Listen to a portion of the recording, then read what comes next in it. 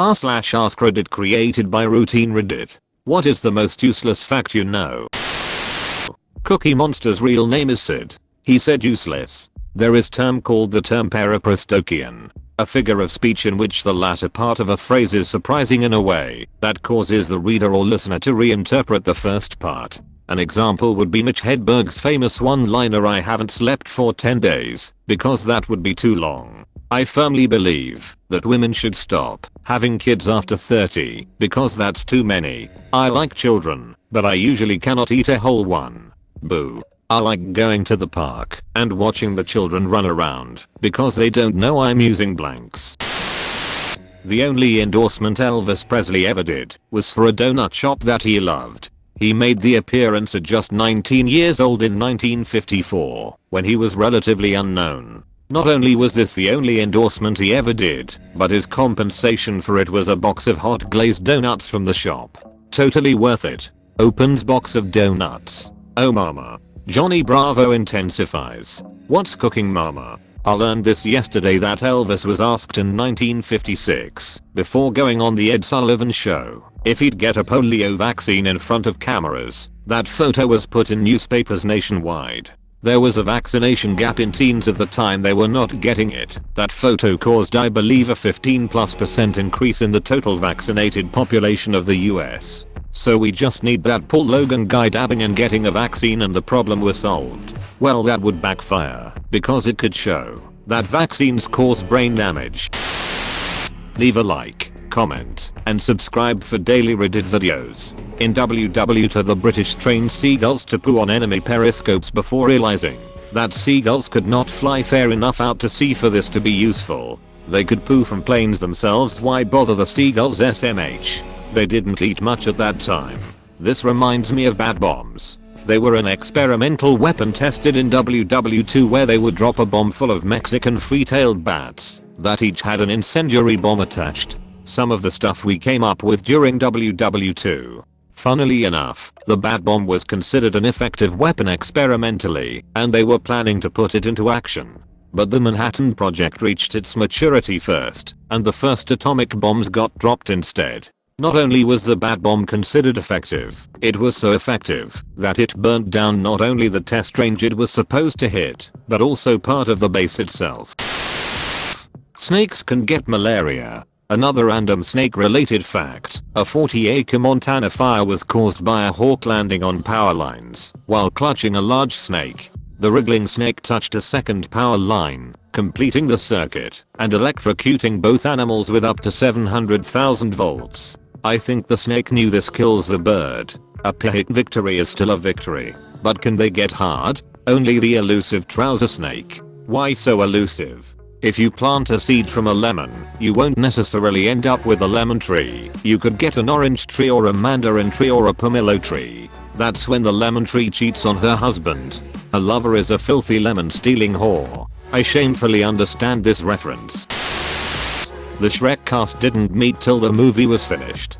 Shrek was also used as a gimmick-esque punishment of sorts for people at DreamWorks who didn't do well enough while working on The Prince of Egypt. They called the act getting shrieked, which I suspect any unknowing fans of early 2010s memes in this thread will enjoy. Edit. My original comment left out some of the context that all good humans of correct and decent temperament desire. You can find some more about the story here. A Google search for getting shrieked returns a couple of interesting articles as well. You better check yourself before you Shrek yourself.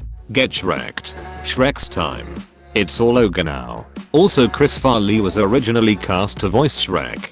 Another movie that Farley was attached to when he died was the adaptation for A Confederacy of Dunces. He was the third choice. The first choice was John Belushi, but he died before filming.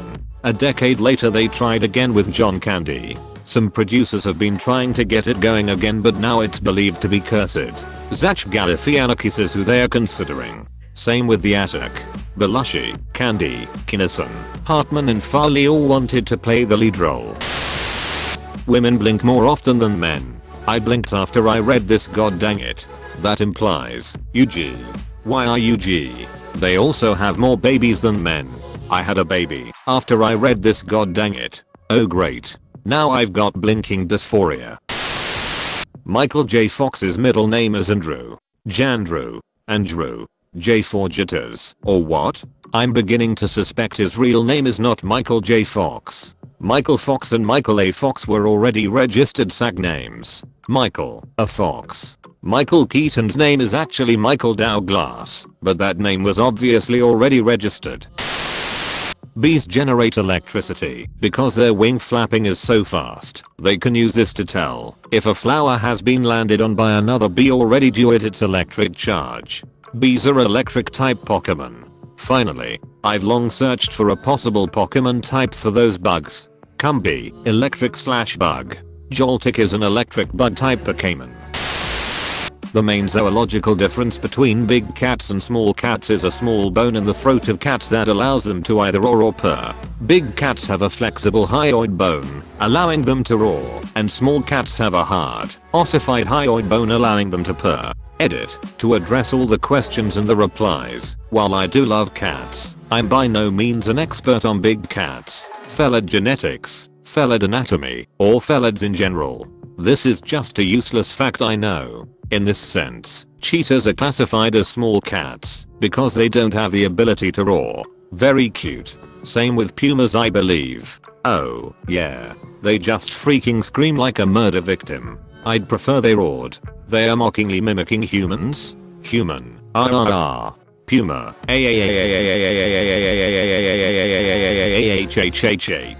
You are now subscribed to Cat Facts. So cheetahs are technically small cats since they purr. Yes. They were also popular pets in ancient Egypt. Cockroaches are like us, in a way. When you touch a cockroach, it will go wash itself. But why do they like getting touched though? They're perverts. Like us in many ways. I feel like at this point this is known, but you know, that stinging feeling you get in your tongue when eating pineapple. That is because pineapple contains a certain chemical that digests meat. So basically when you eat pineapples they eat you back. The enzyme bromelain, to be precise. Fellas, is it gay to eat pineapple? At the end of the day, you're eating that bromelain. The pineapple is gay for eating your meat. And ever noticed how canned pineapple or pineapple on pizza doesn't do this? The enzyme responsible for this effect, bromelain, is inactivated by heat. So only fresh pineapples do this. This is actually an useful fact to know in the kitchen, as bromelain also digests gelatin. Therefore you cannot make a gelatin-based pineapple pudding with fresh pineapple, but you can make it with canned or otherwise cooked pineapple. I ate a full pineapple the other day, and by the end my lips were bright red and bleeding a bit at the edges. Pineapples are fantastic, would recommend.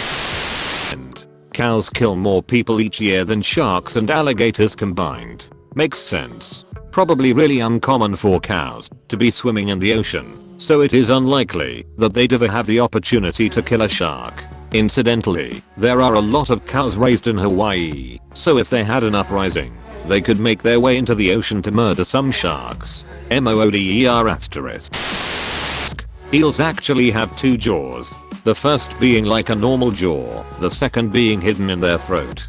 The secondary jaw lunges forward when the eel bites down on prey, bites down on the piece within the mouth and bites a chunk out of it, pulling it down the throat. Think about the alien in the movie Alien. The secondary mini mouth they use is based off an eel's anatomy. When the jaws open wide, and there's more jaws inside, that's a moray. When the fish that you feel's not a fish but an eel, that's a moray. You'd have to eat around 1,888,000 pieces of paper to reach your daily 2,000 calories. What kind of dimensions too? I need to know this. Is it 18 x 18 inches, or what? The effort needed to eat that much paper would probably make how much you need to eat higher, and so on and so on.